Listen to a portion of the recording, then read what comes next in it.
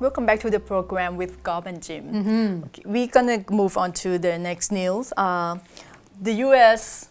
FDA. What happened? Seriously, Yes. like we're not in a Now big trouble already. The exporter, yes, in big trouble. Okay. They got banned from the FDA, the Food and Drug Administration in America. Yesterday, Deputy Director General of Foreign Trade Department Kun Thikampon Nath Waratat revealed that Food and Drug Administration, or FDA, prohibit 9 manufacturers from Thailand to export fruit and processed food to the U.S., such as the sweet tamarind, green or red curry paste, dry banana. After the FDA inspected those products and found pesticides and other contamination in those products. Oh, so curry paste is part of it. Yes. That's not okay. However, before the FDA announced this ban in September, the FDA already asked those importers, the exporter, the exporter, to submit all the explanation of those cases. So they has been warned. They have been warned, but unfortunately, no one was not able to provide the specified information to the FDA. That's turned out that the result that all the products that were inspected will be destroyed within 90 days. And the ban came out after that. Which is not going to just affect these 9 exporters. That's the problem. It might turn... It tarnished the name of the country too. Correct. Because it's what they found, you won't believe that. They said that the FDA found what you call the sunflower acid. Oh, okay. In the mango. Oh. And then some pesticides. Some pesticides residues. Yes, residue in the lychee in the can, the sweet lychee can. Oh, the lychee. Okay. Yes, the fruit, the processed food. And sulfur. And sulfur acid. And well, obviously, that's not something that you can consume. Correct. But unfortunately, it's happened already. And at the same time, Kun Thikampon Nath Waratat also said that China also already has issued the new safety measure for the baby formula. Right. The powder. Right, because it came out at one point that it has a lot of melamine or something like that. But this one, the new measure is to be used for the Thailand. That before, if you decided to send the product to China, they have some kind of the certain measure that you have to follow. Such as that the baby formula need to be labeled in Chinese language. Okay, so needs a Chinese label. Yes, and the milk need to be expired in 3 months on the label. Which is good. It should not be kept for too long. And more than that, they said that the powder milk have to be contained in the ready to be purchased packages. They don't want them to be like in the bulk. Yeah, in the big box or in the big bag, and then the seller have to like repackaging itself. That might cause another residue or contamination. All right. Yes. Then that's create quite a bit of a problem, isn't it? Yeah, but it's good for the consumer though. Exactly, right? And they are being cautious, but that's one of the things I think we need to rate a standard of what we have for our exporters as well. And even inside the country, sometimes we just kind of like, it's okay, it's good to eat, and you ended up with food poison. Yeah, now health is very important. Exactly. All right, moving on to another interesting case. There has been a report that a 75-year sentence has been given to this particular person. She's only 27. She actually, Kun Chonikan Tai Chila Sunthorn. She's 27. What happened was at the time was a Furby craze. You probably remember. Furby fever. Exactly. At the time, there has been a report that a 16-year-old girl would actually post it on her Instagram saying that she can get people one of these Furby dolls for a lot cheaper prices, and she has a lot of them in stock. So a lot of people start to transferring the money to the account of in the Instagram, they call themselves Make It Buy Love Shop. Afterward, what happened was that they weren't able, or this particular girl could not deliver all these Furbies. So the investigation went on, and they found out that it wasn't a 16-year-old girl that behind everything. It was Kun Shonikan herself, along with her friends. And somehow she could not give everyone all their Furbies. That means that she has altogether 25 clients that press charges against her. So they say that each of the client or each case get about 3 years in jail. That's why it's times up to 75 years. But due to the fact that she has never been in jail before, she has been clean and such, so they reduced it to 3-year probation, which probably makes sense. I mean, you know, it's not that serious and such if you think of it that way.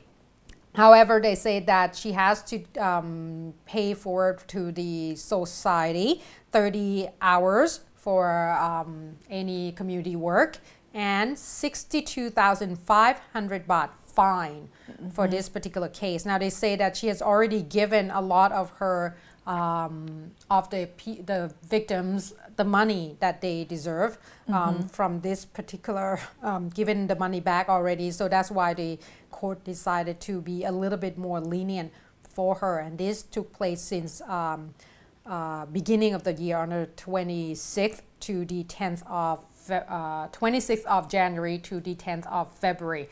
That's when it took place earlier this year, but the sentence has just been ruled just yesterday. Yes. Okay.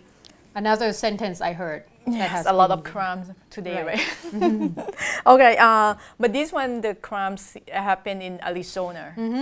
But why we have to bring this new up? Because what happened is it's Thai guy who murdered the make monks, the killing, right? Make the killing in this case. Okay. Was it the monks? Because it was in the temple, wasn't it? The monk in the temple. Okay. 9 body was found. Okay. Okay, what happened is the jurors are not able to reach a verdict in the retrial of a man charged with killing 9 people, including 6 monks, 1 nun, and 2 helpers in Phoenix, Arizona, in August 1991. Oh, so this is like way back. Way back, yes. Okay. And this is a retrial of him.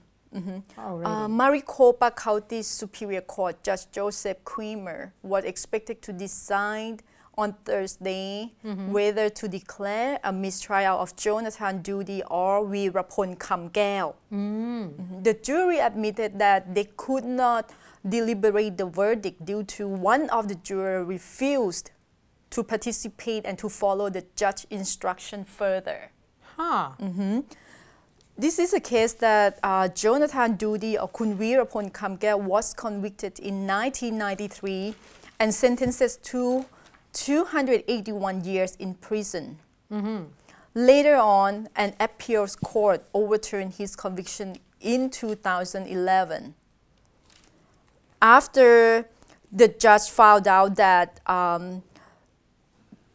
Mr. Doody were not confess his confession properly. Oh, so he was forced or tortured.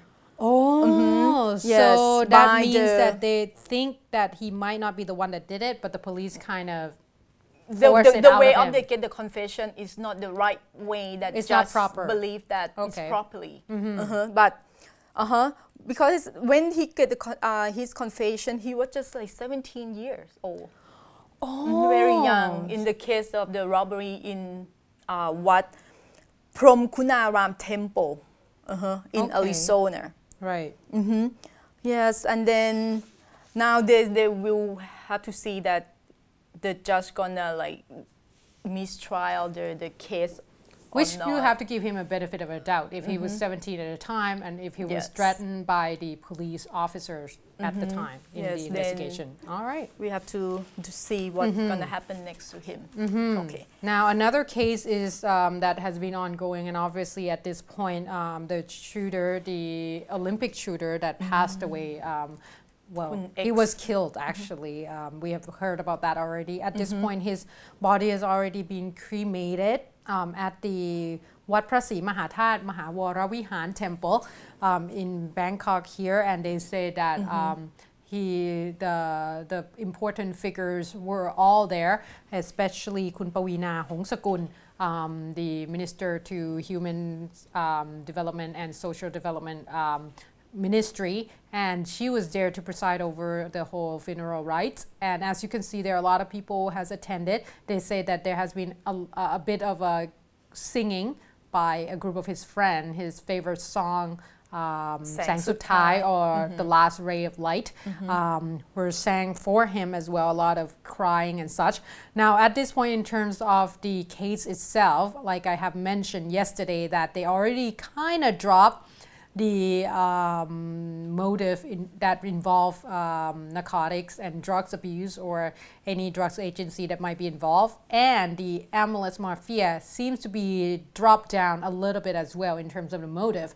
At this point, the main motive seems to be focusing on the conflict within the family itself, and they claim that the half-brother of the wife, who is Kun Dr. Nithiwadi Poo Chareun Yot, was actually one of the prime suspects at this point. However, there has been a report of one of the famous show hosts, Kun Sorayut Suthasana Jinda, who is a famous news show host for Channel 3, came out and said that Kun excuse me, Kun Chakrit Panit Phaktikam, or Kun X, the Olympic shooter who passed away, were actually sent him a letter explaining his situation on the 8th of October, just prior to his death, saying that he has been pretty much framed, and he said that there was one particular person that they mentioned that, or on the letter. Exactly, the police colonel Ratthawit Santawisuk. Now, this particular person was mentioned in the letter, claiming that he was the one that trying to do these, try to make Kun X looks bad in the eyes of his family and his wife, especially his mother, and saying that, they claim this particular person, the police colonel, claimed that he was incompetent and he should be admitted to the hospital due to his mental illness and such. And he's trying to explain to the show host, Kun Sorayut, that that wasn't the case at all. And he was asking Kun Sorayut to investigate into it. However, it wasn't fast enough, I guess, because the murder took place instead. Now, they said that this particular person, Colonel Ratthawit, has came out and talked about this as well. He said that he is not that close to, the only reason he was close to Kun X was the fact that his wife, along with Kun X's wife, was actually friends. Right? So that's why they got close, about 6 years now. And they say that the police colonel Ratthawit said that he detected just right before Kun X went to another Olympic that Kun X probably suffering from mental disorder, because he have seen it before, and he believed that it was a bipolar, and he said that Kun X went in to get his medication and get treated as well. However, the medication create a drowsiness and make him a little bit slower than he should be. That means that affect the practicing of his shooting to get ready for Olympic. So he stopped using the medicine, and that was one of the reasons that Police Colonel Ratthawit has said that was happened. However, at this point, they say that they probably will have to look into this particular case, whether or not that was even the case at all, because the police say that they cannot rule this out, despite the fact that they already interviewed him, because it seems like Kun X really believes so. And Kun X said that if he got admitted to the hospital, he was afraid that he would lose the right to be with his children as well. And that was one of the reasons. So we probably will have to look more into this. It seems like it's not that easy of a case.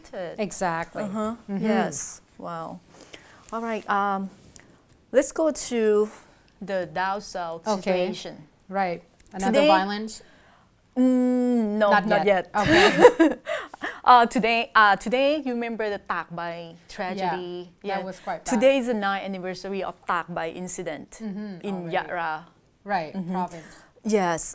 Yesterday, Lieutenant General Skonchun Trakul, the 4th Army Region Commander, called a meeting in order to ensure and tighten the security measure in the Tak Bai, in Yatra and Narathiwat province on the 9th anniversary of Tak Bai tragedy. Today is the 9th anniversary of Tak Bai incident. The tragedy happened on October 25th of 2004 during the demonstration between locals and the military. 85 bodies were found dead in the truck of the military. Right. And the cause of death, they say that all those victims are suffocated after being arrested and pushed into the military truck. Right, so that's created quite conflict. Yes. Okay, so I guess the security measure has been tightened quite a bit in the area. Yes, the Lieutenant General Skonchun Trakul ordered all the authority and the force to set up the checkpoint on all the roads heading to Yatra and Narathiwat to prevent the violence. According to the intelligence report, Lieutenant General claimed that this insurgent attack might occur in the areas because of the anniversary. Yes. Okay, which and makes sense. It seems to act out quite a bit. Then all in the province, Yara province gonna be, if you see that the security measure might be a little bit stricter than before. And also they have some of the secret agent in place as well. And they say that some of the leader of the insurgent might hiding in somewhere in those provinces. Okay. They try to put more pressure to get them out from hiding area. So we have to watch out for that as well. All right, so moving on to another incident, obviously. Right now, we're probably going to have to take a short break, unfortunately, but I have the updates on the situation of the flood that happens in the area, especially in the Nakhon Ratchasima province, so please stay tuned.